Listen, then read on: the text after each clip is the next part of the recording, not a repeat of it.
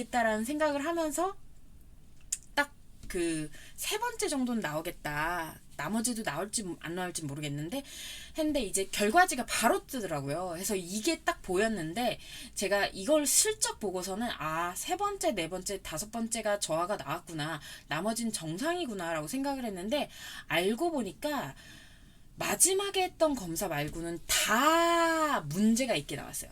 지금 진짜 그래가지고 이 검사 결과를 이제 그 다시 상담하러 들어가서 그 노양호 선생님과 함께 상의를 하는데 우와 진짜 나왔네 라고 하면서 약물치료 시작할까 해가지고 그때부터 이제 약물치료를 시작을 하게 됐는데 각각의 검사에 대해서 조금 더 설명을 드리면 저는 하나도 모르고 갔지만 일단 그 이거 자체가 이제 소아부터 성인까지 이제 종합 주의력 정도로 이제 평균과 표준 편차 이 범위 내로 나와서 문제가 있는 정도로 평가하기 위한 객관적인 검사로 사용이 되고요. 이제 시각과 청각 그리고 억제 지속 주의력, 간섭 선택력, 분할 주의력, 작업 기억력 이렇게 나눠서 진행이 되는데 아까 말씀드렸던 세모가 나오면 누르세요. 예를 들어 뾰로롱 소리가 나오면 누르세요. 그리고 세모가 나오면 누르지 마세요. 그리고 얘는 옆에 깔려 있는데 그 중에 그 가운데 것만 보고 누르세요. 그리고 얘는 그 소리와 그 그림을 동시에 그러니까 세모가 두 번 나오거나 뭐 소리가 뾰롱뾰롱이 나오면 누르세요. 막 이렇게 되어 있는 거고 작업 기억력은 1, 2, 3, 4, 5, 5, 1, 2, 4, 5, 4, 3, 1 이거였어요. 근데 제가 아까 말씀드렸듯이 이 앞에 나머지 게 다 틀리고 이 뒤에 것만 문제가 있다라고 나왔는데요. 이거 자체도 사실 ADHD 에서 또 나올 수 있는 소견인 게 나머지는 약간 집중도가 떨어지는데 마지막 거는 이제 약간 문제 같은 수수께끼 같은 그런 내용이어서 약간 다시 반짝하는 경향들이 있대요. 그래서 어느 정도는 굉장히 전형적인 양상으로 ADHD 검사 결과가 나온 건데 결과지를 좀 자세히 보면은 말씀드렸듯이 이제 누락 오류라고 나온 부분 제가 아까 처음 걸가지 대충 봤을 때는 이 맨 첫 번째 두 번 이것만 보고 결론을 냈는데 이 아래에 있는 내용들도 다 의미가 있는 거였어요.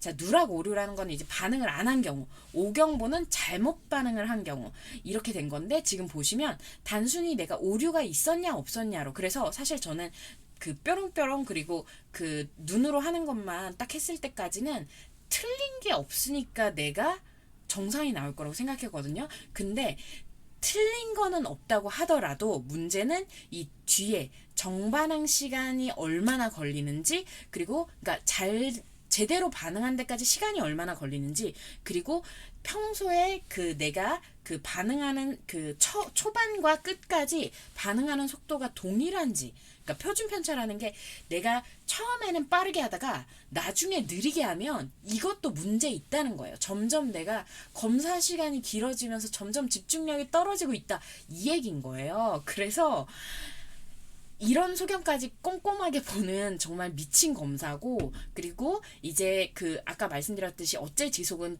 그냥 다 문제가 있다고 나왔는데 그것뿐만 아니라 또 여기서 얻어갈 수 있는 게 베타라고 나오는 요 부분이 뭐냐면은 저희가 이 위에 있는 숫자들을 어떻게 해석할까라고 나온 건데요. 그랬을 때 얘가 1이면 사실 별 상관이 없고 근데 만일 이상 소견이 나온 상태에서 1보다 내려가 있으면 충동성이 문제인 거고 1보다 큰 숫자 예를 들어 1.2 이렇게 나왔다고 하면은 이런 억제 지속이 잘 안 되는 이유가 충동성이 아니라 부주의다. 이렇게 나오는 거예요. 그래서 저는 지금까지 제가 주의력이 부족하다.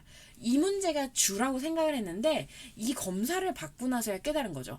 내가 그동안 충동성이 문제였구나 라는 부분을 결국에 요 베타라는 부분을 통해서 알게 됐고 실제로 억제 지속이 안 되는 거 요 부분 자체도 굉장히 그 말씀드렸듯이 그 내가 이게 누르면 안 되는 거를 안 누르는 게 안 되는 거기 때문에 억제가 안 되는 거 충동이 안 되는 충동 조절이 안 되는 게 맞구나 라는 걸 그때서야 깨달았죠. 그래서 나머지 결과도 보시면은 결국에 이 평균선에 있으면 좋은 거고 빨간 선 밖으로 벗어나면 안 되는 건데 아까 말씀드린 것처럼 제가 처음에 할 때랑 끝에 할 때랑 반응 속도 차이가 굉장히 많이 나기 시작을 해서 점점 지루해서 늦게 누른 게 이 표준 편차에서 나온 거고 단순 선택 청각에서는 사실 그 말씀드렸듯이 표준 편차 자체 안에 있는 범위로 나오긴 했지만 이 정반응 그 내가 그러니까 제대로 누르는 데까지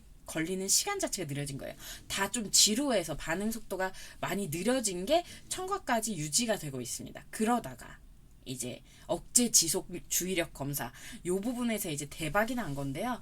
여기 보시면은 일단은 반응하는 데 걸리는 속도 자체도 엄청나게 왔다 갔다는 하지만 그거 자체보다도 잘못 누르는 게 이 빨간 선 안에 있어야 되거든요.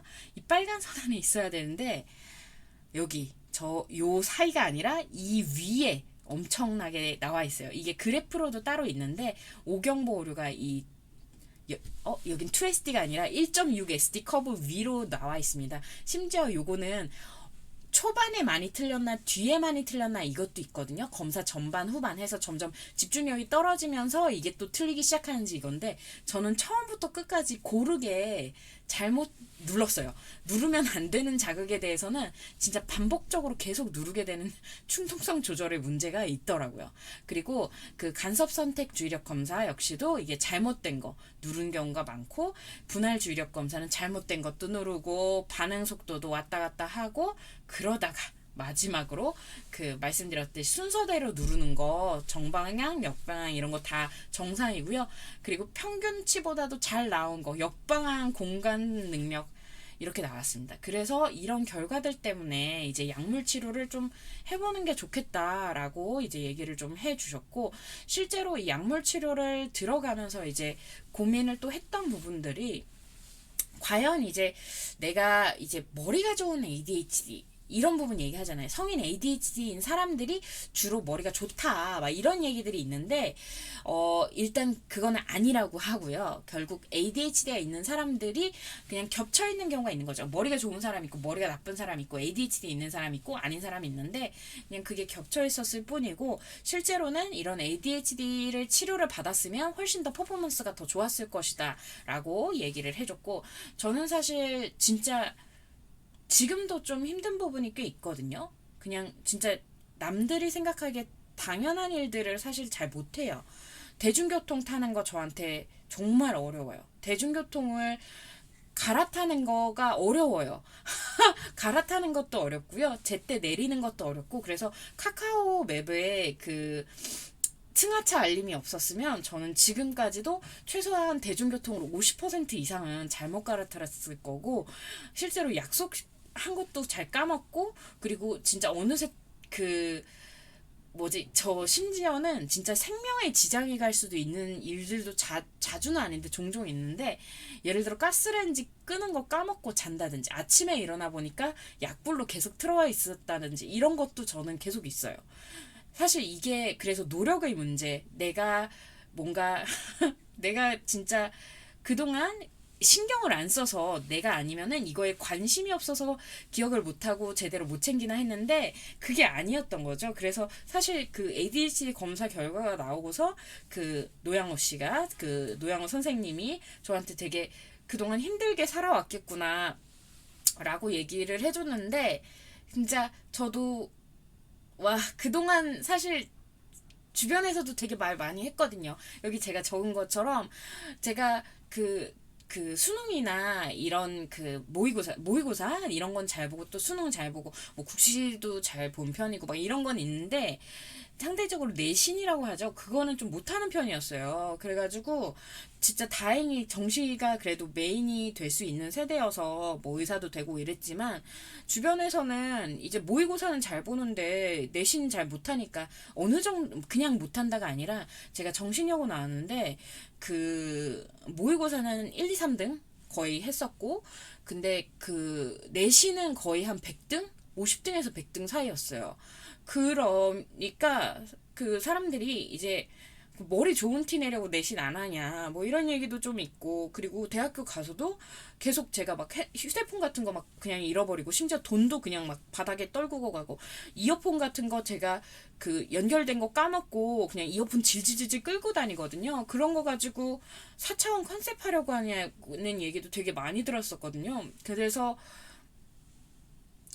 그동안은 저도 제가 게으르고 의지가 약하고 뭔가 관심이 없어서 못한다고 생각을 했는데 그런 검사 결과가 나오고 나니까 아 진짜 내가 전 열심히 살았다고 생각했거든요. 근데 주변에선 열심히 안 산다고 하니까 되게 막 힘들었는데 아 내가 그 여러 가지로 힘든 부분을 좀 이겨내면서 살았던 거구나라는 생각을 좀 하게 된 것 같고 그리고 사실 좀 고민을 했던 부분 중에 하나가 ADHD 중에 이제 충동성이라는 부분 그리고 다양한 부분에 대한 관심을 가지는 게 있어서 혹시라도 약물 치료를 하면 내가 지금의 나랑 너무 달라지지 않을까? 이 생각도 좀 했던 것 같아요. 그래서 제가 지금 현재도 이제 다방면에 관심을 좀 많이 가지고 그렇게 이제 막 이것저것 막 질러버리고 해버리고 이렇게 유튜브도 그냥 해버리고 이런 것들이 혹시라도 내가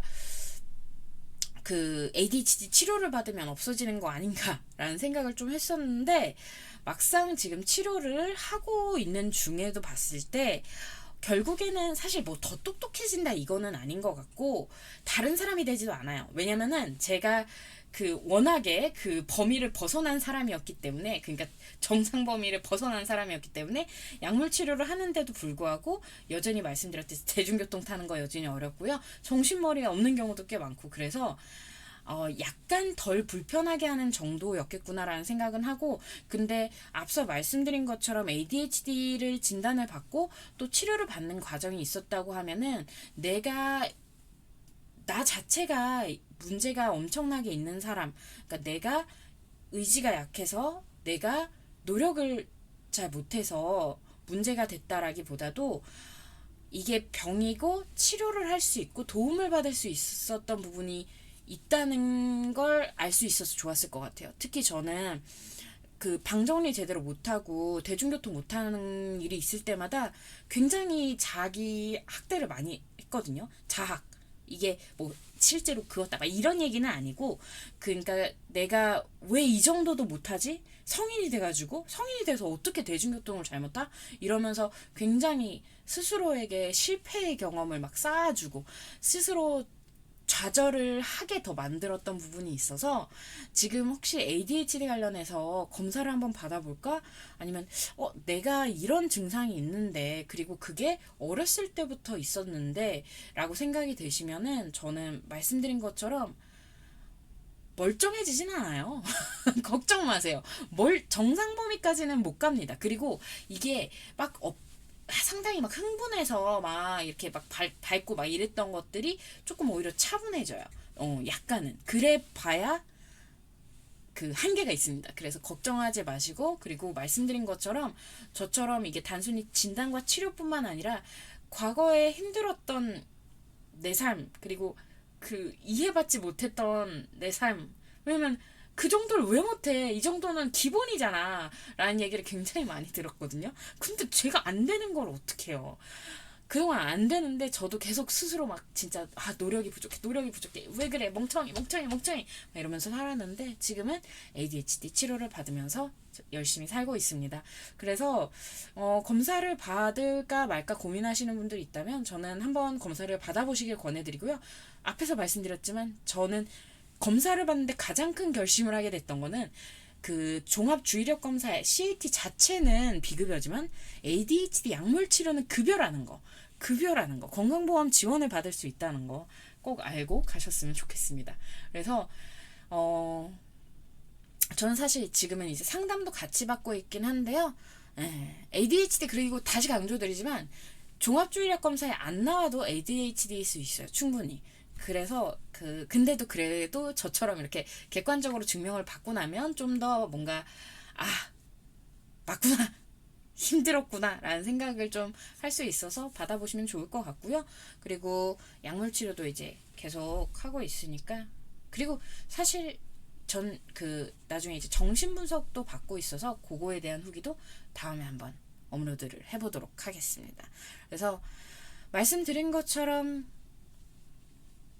힘겹게 살아왔는데 다른 분들은 좀 덜 힘들게 살았으면 좋겠어요. 그래서 요즘에 ADHD는 꽤 검사가 보편화 많이 되어 있으니까 다들 많이 한번 찾아가 보시고요. 지금까지 다이어트한 닥터 아니다. 이건 병원박 의사였죠. 병원박 의사 김유연이었습니다. 다닥유연이었습니다. 아 너무 오랜만에 유튜브 하려니까 뭐 아무것도 안 되네요. 지금도 사실 세팅을 제대로 못하겠어가지고 좀 방송이 늦어졌습니다. 그래도 이제부터는 화요일 7시마다 찾아올 거예요. 어떤 내용을 가지고든. 그래서 지금까지 병원박 의사 다닥유연이었고요. 우리 같이 건강합시다. 화이팅! ADHD가 있지만 화이팅! 살이 쪘지만 화이팅! 저는 매일매일 건강해지기 위해서 노력할 거예요.